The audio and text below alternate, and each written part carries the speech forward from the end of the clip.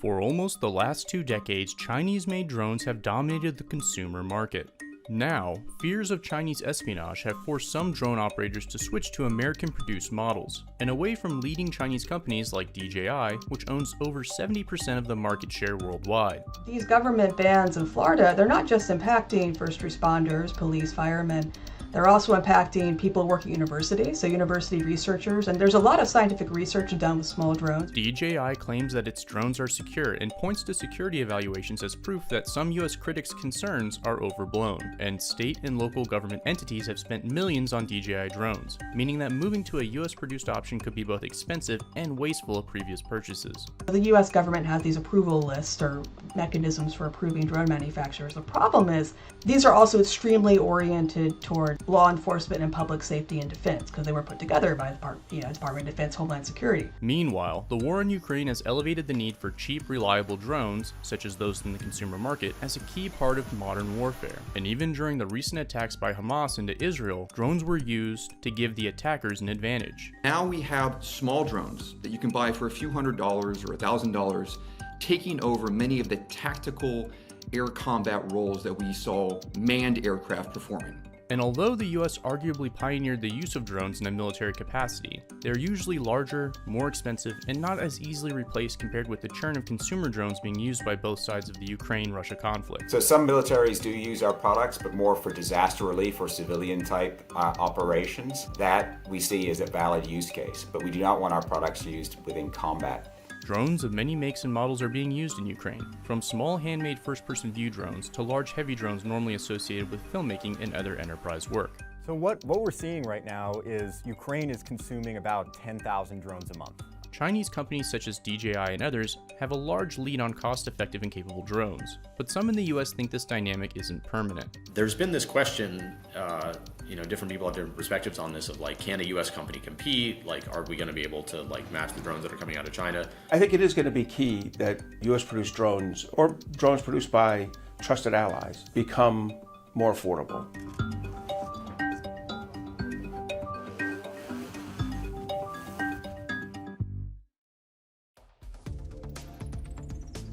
The size of the global consumer drone market is around $4.1 billion, and in the US alone it's a little more than $1.1 billion, and the Chinese drone maker DJI owns more than 70% of the global market.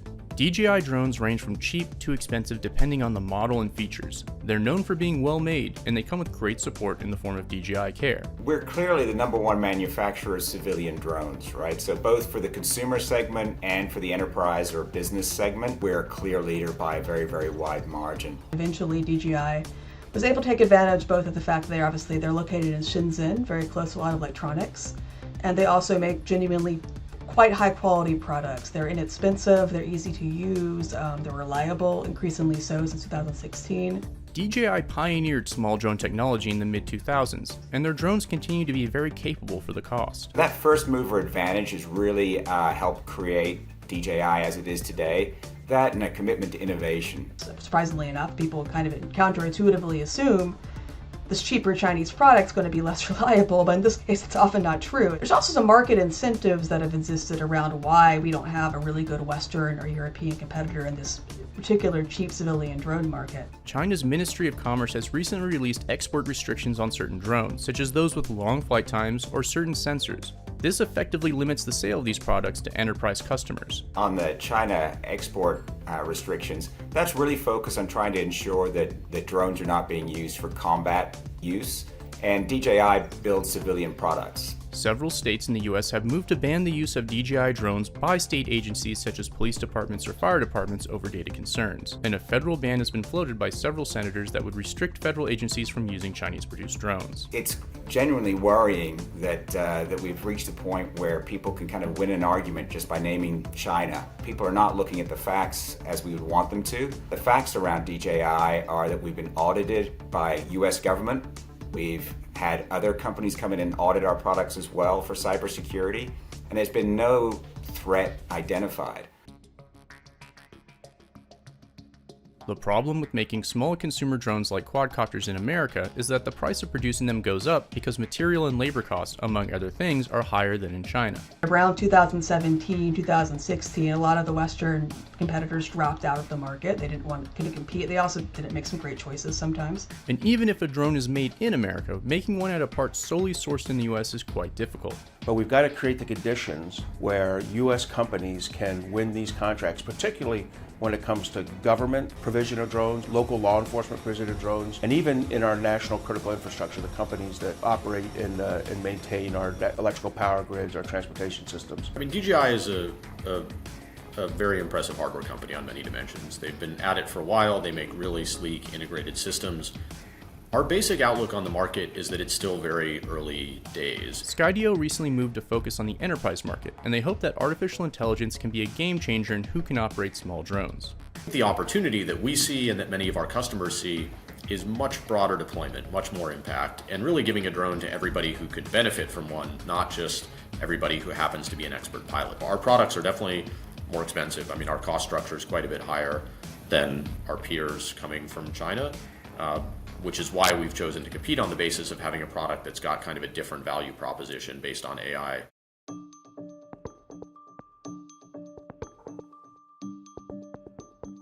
Around 2017, again, law enforcement began buying huge numbers of drones, and they started buying a lot of drones made by DJI.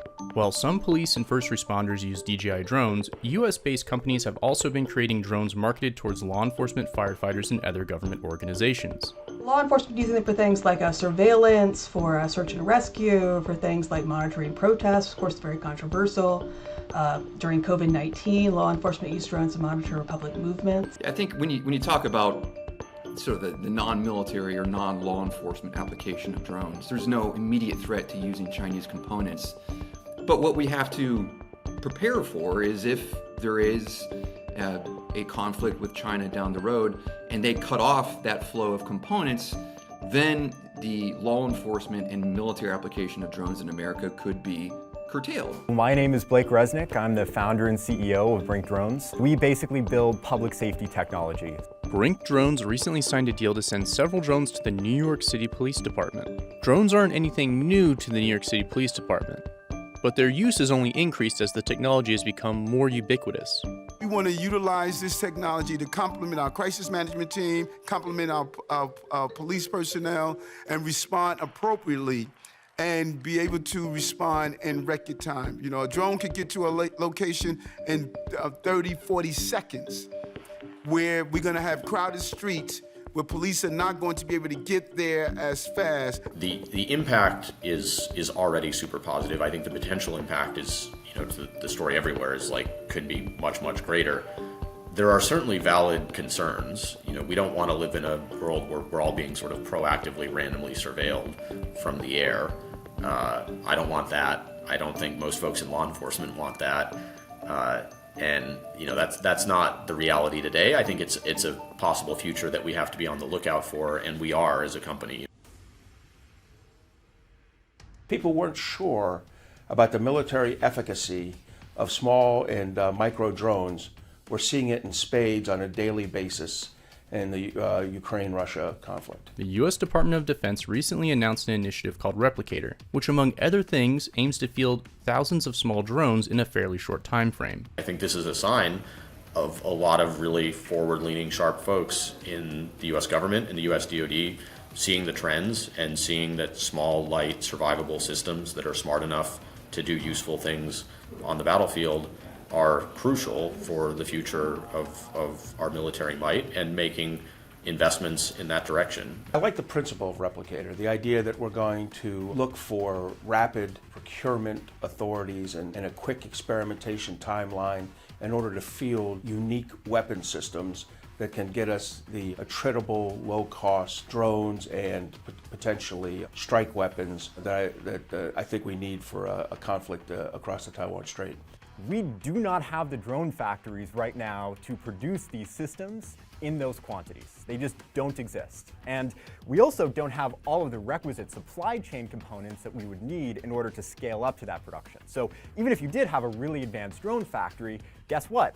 We don't have brushless motor manufacturers. We don't have sufficiently good camera gimbal manufacturers. We don't have companies building flight computers or radios at a competitive price point. The US is just behind in this technology, and I think it's going to take Replicator, but frankly, a lot more than Replicator to actually fix this problem. Learning how to stop small drones could be just as important for US national security. In many instances, the most effective way for a country like Iran, Russia, or China to attack us domestically might be to insert special operations teams which could use small drones against us. So we need to think about drone defenses not just as terrorist threat or a disruptive threat from a small-scale actor, but as part of a strategic campaign by a near-peer adversary against our homeland. Fordham Technologies aims to field sensors and a drone hunter that can help defend against small drone threats. I think it's just really important to understand that these drone threats have become a key part of any modern conflict. They can be used everything from lone wolf actors, single acting terrorists, all the way up through full-out army-scale warfare, as we're seeing in Ukraine and Russia. And for both sides of that conflict, they are indispensable tools for intelligence, surveillance, reconnaissance, targeting, and without them, I think it'd be difficult to win these modern warfare. So it's a real part of our modern threat profile, both domestically and in war zones. I am hoping there will be more pushes to develop more American and European, just generally more competitors in the space. It's not great that we've only got one company. It's less, it obviously is very politically relevant as a Chinese company. Even putting that aside, it's just not healthy for the space to only have one overwhelmingly dominant company. If Replicator replicates a commercial procurement model, I think we're going to be in great shape. If it replicates the traditional military procurement model of nothing will fail here, it'll eventually become a high-cost, low-productivity event. What we've seen early on in the history of the drone industry is widespread consumer adoption. So people basically buying flying cameras. And that's been great, but I think really the future of this industry is autonomous drones launching out of boxes, responding to 911 calls, accomplishing, critical infrastructure inspection in an automated way, being utilized in defense applications. That's really where all of this is going. Any attempts to ban DJI are really not just damaging DJI, but damaging the entire ecosystem around drones. So there's a lot at stake here.